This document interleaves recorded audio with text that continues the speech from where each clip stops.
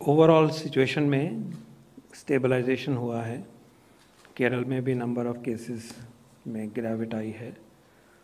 मिज़ोरम एक state of concern है। उम्मीद करते हैं कि वहाँ भी सिचुएशन अब ठीक हो जाएगी और वहाँ टीकाकरण भी तेज़ गति से चले और पेंडेमिक रिस्पांस और कंटेनमेंट भी इफ़ेक्टिव हो, ये हम अपेक्षा करते हैं। इसके साथ साथ वैक्सीनेशन प्रोग्राम में एक्सेलरेशन आपके समक्ष है और उपलब्धता बढ़ते बढ़ते ये एक्सेलरेशन और आगे बढ़ेगा। लेकिन आने वाले 2.5-3 महीने में हमें ये कॉशन रखना पड़ेगा कि कोई अपसर्ज नहीं आए। अपसर्ज अगर कहीं अर्ली दिखाई देती है तो वो दब जाए। जब कई लोग एस्टिमेट करते हैं कि वल्नरेबिलिटी इस देश की कब बढ़ जाएगी, किन महीनों में बढ़ जाएगी, तो वो अक्टूबर और नवंबर के महीनों में इशारा करते हैं। ये काफ़ी इन्फॉर्मेशन इसकी पब्लिक डोमेन में भी है। तो जब सोचते हैं कि इस साल में अगर हमें फ़िक्र करनी है ज़्यादा, तो वो कौन से महीने होंगे, तो फिर अक्टूबर और नवंबर की बात करी जाती है। तो वही पीरियड वो भी है जबकि फेस्टिविटीज़ हैं, मौसम अच्छा होता है। वही पीरियड है जब नॉर्मल के सिचुएशन में फ्लू भी बढ़ता है। तो हम आने वाले इन महीनों में, आने वाले इन हफ्तों में, आने वाले इस क्वार्टर में सबको रिक्वेस्ट करते हैं कि इस पीरियड में हमें बहुत केयरफुल रहना है। और जो अभी गेन दिखाई दिया है, स्टेबलाइज हुई है, अब 30 पे नंबर हम देख रहे हैं, 26,000 भी हुआ, वो 45-42 वाली बात थोड़ी सी स्टेबल हो रही है। केरल में भी स्टेबलाइजेशन हुआ है, तो हमें अच्छा लग रहा है सबको।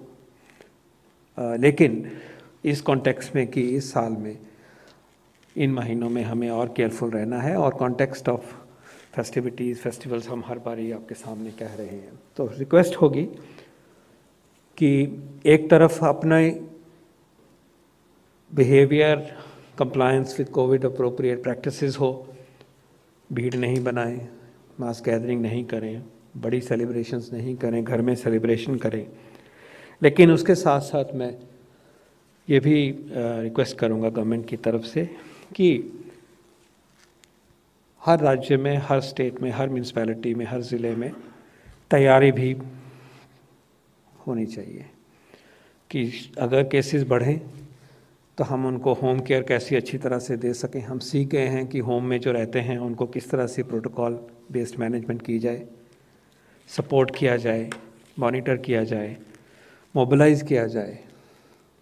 इसके साथ साथ अस्पतालों में जो रिक्वायरमेंट्स हैं, अस्पतालों की तैयारी, ह्यूमन रिसोर्सेज की बात हो, ऑक्सीजन की बात आपने आज सुनी और ये परकोलेट हो रही है नीचे सारे देश में, तो उस तैयारी को भी आज हम एम्फेसाइज करना चाहेंगे। उस तैयारी में एडमिनिस्ट्रेशन, सरकार, उन सबका तो रोल है ही, और वो हम अपनी चैनल्स के द्वारा पूरे ज़ोर शोर से उनकी तरफ, उनकी रिक्वेस्ट, उनकी हैंड होल्डिंग, उनकी guidance, resource building, resource transfer, वो सब हो रहा है। लेकिन समाज को भी उस तैयारी में योगदान जो देना है, अलर्ट रहना है और साथ जुड़ के ये काम करना है, इसको आज हम एम्फेसाइज करना चाहेंगे। Let us push the vaccination programme, that is our real shield going into future. We have done well. Adult population 62% is now protected by single dose, 20% adult population, eligible population protected by 2 doses. This must accelerate.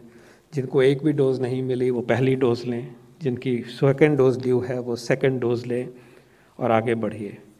इसके साथ साथ इस period में हमें लापरवाही नहीं करनी है और इसके साथ साथ हमें अपनी तैयारी in terms of medical preparedness, ambulance preparedness, home care preparedness, commodities की जिनकी ज़रूरत पड़ सकती है, उस सब की भी तैयारी हमें कुल मिला के हम सबको तैयार रखना है।